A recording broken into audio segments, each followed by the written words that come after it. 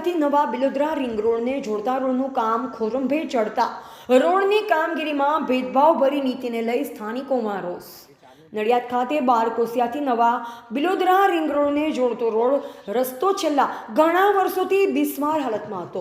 મુખ્યમંત્રી સડક યોજના હેઠળ મંજૂર થયેલા રોડનું કામ પૂર્ણ કરવાની મુદ્દતને આડે 1 મહિનો બાકી છે, ત્યારે ચોમાસા પહેલા ડામરના રોડનું કામ પૂર્ણ કરવા નગરજનોમાંથી માંગણી ઉઠવા પામી છે.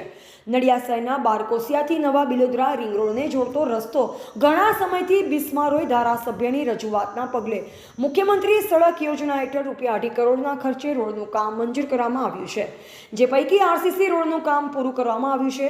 આ ડામર રોડનું કામ તારીખ 14/7/2024 સુધીમાં પૂર્ણ કરવાની મુદ્દત દર્શાવવામાં આવી છે, ત્યારે હાલમાં મેટલિંગની કામગીરી ગોકળ ગતિએ ચાલી રહી છે.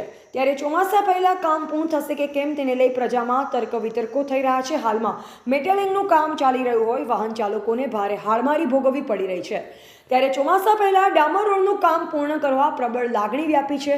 નડિયાદ બારકોસિયા રોડનું નવીનીકરણ હાથ ધરવામાં આવ્યું છે, જેમાં રોડ વચ્ચેની વીજ લાઇન થાંભલા ખસેડવા સત્તાધીશો દ્વારા તારીખ 6/1/2024ના રોજ ₹38,20,297 વીજ કંપનીમાં ભરવામાં આવ્યા છે, જેને 5 માસ થવા છતાં હજુ સુધી વીજ લાઇન ખસેડવામાં ઠાગાઠૈયા કરવામાં આવી રહ્યા છે.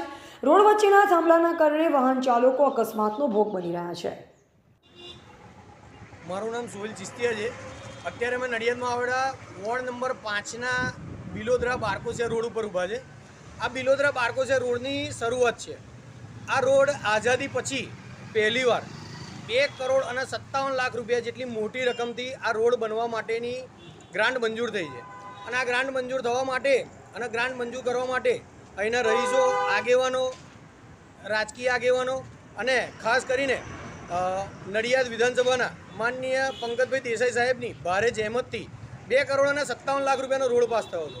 હવે સરકારશ્રીએ તો રોડ પાસ કરી નાખ્યો, પણ આ રોડ પાસ થયા પછી આ રોડની જે રકમનો જો કાયદેસર ઉપયોગ થવો જોઈએ અને આજુબાજુના કાયદેસર દબાણ દૂર થવા જોઈએ, કે તે કોઈ પણ જાતના દબાણો દૂર થયા નથી.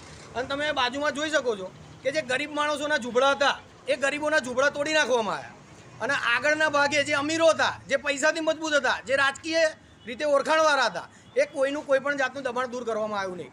તે સંદર્ભે અમે માનનીય કલેક્ટર સાહેબશ્રીને, માનનીય ચીફ ઓફિસર સાહેબશ્રીને અને આ જે ગ્રાન્ટનું કામ કરવા માટે આપવામાં આવ્યું હતું આરએનબી વિભાગમાં બધી જગ્યાએ લેખિત અને મૌખિક ઘણી બધી વાર રજૂઆતો કરી, પણ બધું પથ્થરના માથે પાણી જેવું છે.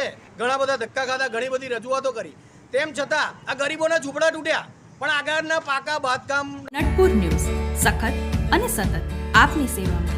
અમારા ફેસબુક પેજ, ઇન્સ્ટાગ્રામ, યુટ્યુબ ચેનલને સબસ્ક્રાઇબ કરો અને ફોલો